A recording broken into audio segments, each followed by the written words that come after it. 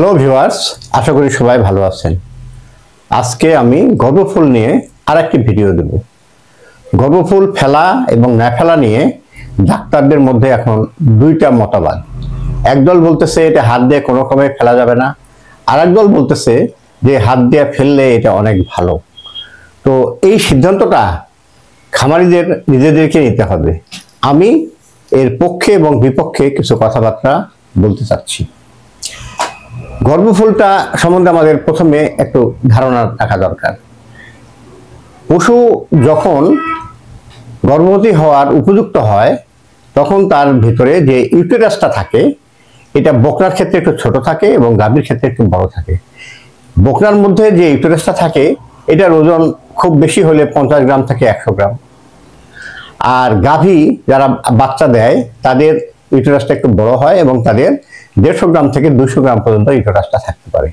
কিন্তু যখন বাচ্চা পরিপূর্ণ হয়ে বাচ্চা বের হয়ে যায় তখন গর্ভফুল এবং ইউটেরাসটা বিশাল বড় সাইজের হয় এবং এটার ওজন হয়ে যায় প্রায় 3 থেকে 8 কেজি।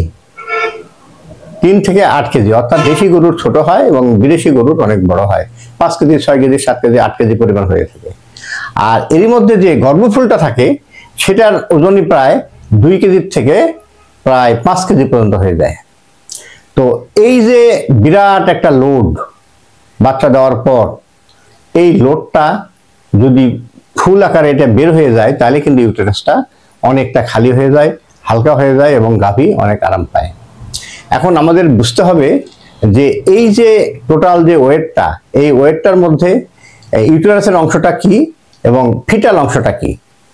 ইউটেরাসের অংশটা হচ্ছে যে এই ইউটেরাসের তার কভারিং এবং এর মধ্যে যে কোটিলেডন, এই কোটিলেডনগুলি সহ ইউটেরাসটা ভিতরে থেকে যাবে এবং বাচ্চার যে পর্দা, অর্থাৎ বাচ্চা যেটার মধ্যে থাকে সেই মোটা যে পর্দাটা, এই পর্দাটা কিন্তু বের হয়ে চলে আসবে। এটাই হচ্ছে ফিটাল মেমব্রেন। এই ফিটাল মেমব্রেনটা বের হয়ে গেলে আমরা এটাকে গর্ভফুল পড়ে যাওয়া বলি। এখন কোটিলেডনটা কি এটা আমাদের একটু বোঝা দরকার। কোটিলেডনটা হচ্ছে যে যখন প্রেগনেন্সির বয়স 4 মাস হয়ে যায় তখন আমরা কিন্তু যদি এই গর্ভ অবস্থায় এই ইউটেরাসকে ফিল করি তাহলে আমরা দেখব ছোট ছোট মার্বেলের মতো একটা গুটি ওখানে তৈরি হয়। ইউটেরাসের মধ্যে ছোট ছোট মার্বেলের মতো গুটি তৈরি হয় এবং এই গুটিগুলি এই বাচ্চা বাড়ার সাথে সাথে, অর্থাৎ বয়স বাড়ার সাথে সাথে এই কোটিলেডনগুলি বড় হতে থাকে। এই কোটিলেডনের সংখ্যা সাধারণত 72টি থাকে। এই 72টি কোটিলেডন দ্বারা একটা ফিটাসের কোটিলেডন তৈরি হয়।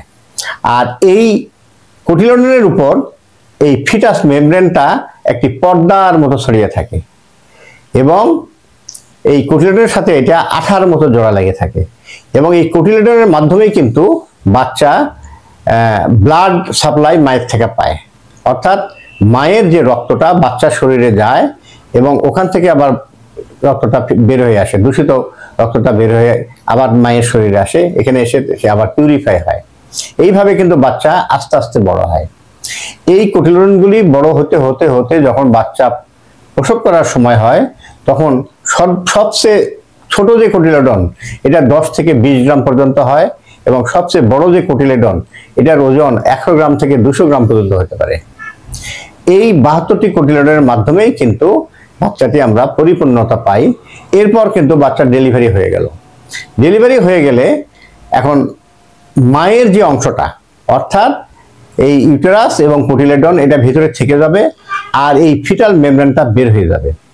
এটা কি হয়, প্রাকৃতিক নিয়মে এই ফিটাল মেমব্রেনটা আস্তে আস্তে বের হতে থাকে। কিভাবে, যে কোটিলেডনগুলি আস্তে আস্তে সংকুচিত হতে থাকে, ছোট হতে থাকে। যখন ছোট হয়ে যায় এবং এখান থেকে এক ধরনের আঠালো পদার্থ নিঃসৃত হতে থাকে এবং এই কোটিলেডনগুলি আস্তে আস্তে আস্তে আস্তে খুলে যায় এবং এটা 2 ঘন্টা থেকে 6 ঘন্টার মধ্যে স্বাভাবিকভাবে 75% বের হয়ে যায়। আর বাদ বাকি একটু সময় লাগে। এটা বিভিন্ন কাজে দুর্বলতা বা অন্যান্য কারণে এটা দেরি হতে পারে। তো এইভাবে 6 ঘন্টার মধ্যে বের হয়ে যায়। কোনো কোনো ক্ষেত্রে আমরা এটাকে 12 ঘন্টা পর্যন্ত সময় দিই বের হয়ে যাওয়ার জন্য। আর বের হওয়ার জন্য আমরা আগের ভিডিওতে দেখছি অনেক রকম ব্যবস্থা আমরা নেই, ভিটামিন, তারপর হার্বাল ওষুধ খাওয়ানো, বিভিন্ন রকম ব্যবস্থা নেই। নেওয়ার পর দেখা যায় যে শেষ পর্যন্ত 12 ঘন্টার মধ্যে প্রায় 85% যে গর্ভফুল এটা বের হয়ে যায়, আর বাকি 15% হয়তো বের নাও হতে পারে। এই বের না হওয়া নিয়েই আমাদের কিন্তু এই আজকের এই আলোচনা। এখন বের না হলে আমরা এখন কি করব? বের না হলে আমরা এটাকে রেখে দেব না বের করে ফেলবো?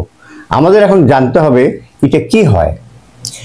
বের হলো না, কিন্তু কিছু অংশ তো বাইরে থাকলো আর কিছু অংশ ভিতরে থাকলো। এইভাবে আস্তে আস্তে 16 ঘন্টা গেল, 18 ঘন্টা গেল, তারপর 24 ঘন্টা চলে গেল। 24 ঘন্টার সময় অটোমেটিক্যালি প্রাকৃতিক নিয়মে ইউটেরাসের মুখটা আস্তে আস্তে চাপতে থাকে, আস্তে আস্তে বন্ধ হতে থাকে। অর্থাৎ এটা একটা ফেনোমেনা যে বাচ্চা হওয়ার পর 24 ঘন্টা পর এই মুখটা আস্তে আস্তে বন্ধ হয়ে যাবে, এবং ইউটেরাসের মধ্যে যে জিনিসগুলো থাকবে, কোটিলেডন বা ফুলের অংশ যদি কিছু থাকে, এগুলো কিন্তু আস্তে আস্তে পচতে শুরু করে। এবং গরমের দিনে এটা অল্প সময়, অর্থাৎ 6 দিনের মধ্যে এটা পচে যায়। আর শীতের দিনে অনেক সময় 8 দিন, 10 দিন, 12 দিনও লাগে। তারপর কি হয়, যখন ভিতরে এই জিনিসগুলো গলে যায়, তখন ইউটেরাসের মুখটা আবার আস্তে আস্তে আস্তে আস্তে খুলে যায়। খুলে গিয়ে এই ময়লাগুলি বের হতে থাকে। প্রথমে লাল রঙের দুর্গন্ধযুক্ত, তারপর আস্তে আস্তে আস্তে আস্তে ফ্যাকাশে হতে থাকে, হতে হতে একদম সাদা হয়ে যায়, এবং এক সময় সয়াবিন তেলের মতো চলে আসে। এবং এটার সময় লাগে প্রায় 20 দিন। 20 দিন পর আমরা আবার যে ইউটেরাস প্রথমে ছিল সেই আকারের পাই, বা তার থেকে একটু বড় পাই। অর্থাৎ এটা 200 বা 300 গ্রাম ওজনের একটা ইউটেরাস পেয়ে গেলাম। আর বাদ বাকি সবগুলো কিন্তু গুলে বের হয়ে গেল। এখানে যতই ইনফেকশন থাক, যতই পায়োমেট্রা থাক, সবগুলো কিন্তু এখানে থেকে বের হয়ে যায়। কোনো কোনো ক্ষেত্রে আমরা এক্ষেত্রেও আমরা হার্বাল ওষুধ ব্যবহার করতে পারি, যাতে এটা পরিপূর্ণভাবে বের হয়ে যায়। তারপর বের হয়ে গেলে ইউটেরাসটা আবার আগের অবস্থায় ফিরে আসলো। এখন কথা হচ্ছে যে এই 24 ঘন্টার সময় যখন এই ফুলটা পড়লো না, অর্ধেকটা বাইরে থাকলো, অর্ধেকটা ভিতরে থাকলো, তখন কিন্তু একটা বিশেষ সমস্যা তৈরি হয়। অর্থাৎ ইউটেরাসের মুখটা আস্তে আস্তে বন্ধ হচ্ছে, কিন্তু তার ভিতরে একটা ফরেন বডি আছে, অর্থাৎ ফুলের অংশ রয়ে গেছে। তখন এটা কিন্তু পুরোপুরি বন্ধ হতে পারে না, কিন্তু চাপ দেয়। তখন সেখানে একটা এই পশুটা একটা ব্যথা অনুভব করে, ব্যথা অনুভব করে সে ছটফট করে, শুল দেয়, খাওয়া বন্ধ করে দেয়, এমনকি একদম অস্বস্তিকর পরিস্থিতি তৈরি হয়। তো এই অবস্থায় কিন্তু আমরা তাকে ভালো চিকিৎসা দিতে পারি না। অর্থাৎ ব্যথার ওষুধ দিলাম, কিন্তু ব্যথাটা হতেই আছে, এই ব্যথার জন্য পশু খাচ্ছে না। তো সেক্ষেত্রে আমাদের কি করণীয়, যাতে আমাদের এই মুখের মধ্যে এই ফুলটা না থাকে? অর্থাৎ এই অংশটা হয় একদম ভিতরে দিয়ে দিতে হবে, অথবা বের করে দিতে হবে। তবে বের করে দিতে গেলে অনেকে বলে থাকেন যে এখানে কাটা ছেঁড়া হতে পারে, নখের আঘাত লাগতে পারে। হ্যাঁ, লাগতে পারে, অসুবিধা নাই। তবে এটা অবশ্যই সাবধানে করতে হবে, বের করতে হবে। এবং এই বের করার কৌশল আমি পরবর্তী ভিডিওতে দিয়ে দেব। এইভাবে আমরা যদি এটাকে আস্তে আস্তে আস্তে আস্তে বের করি, কিভাবে আমরা এই যে পর্দাটা কোটিলেডনের সঙ্গে আটকে আছে, এটাকে আমরা আস্তে আস্তে নখ দিয়ে ছড়াইয়ে দেব। একটা দুইটা করতে করতে দেখা যাবে, অনেক সময় দেখা যায় যে এখানে প্রায় 50% কোটিলেডন খুলেই আছে, বাদ বাকি খুলে নাই। কোনো কোনো ক্ষেত্রে দেখে 75% কোটিলেডন খুলে গেছে, বাদ বাকি খুলে নাই। তো সম্পূর্ণ না খুললে কিন্তু এটা পরিপূর্ণরূপে বের হয়ে যায় না, আটকে থাকে। কাজেই যেগুলো খুলে নাই সেগুলো আমরা আঙ্গুল দিয়ে আস্তে আস্তে আস্তে আস্তে খুলে দেব। এখানে কোনো ব্লিডিংও হবে না, এখানে কোনো ছিঁড়ে যাবে না।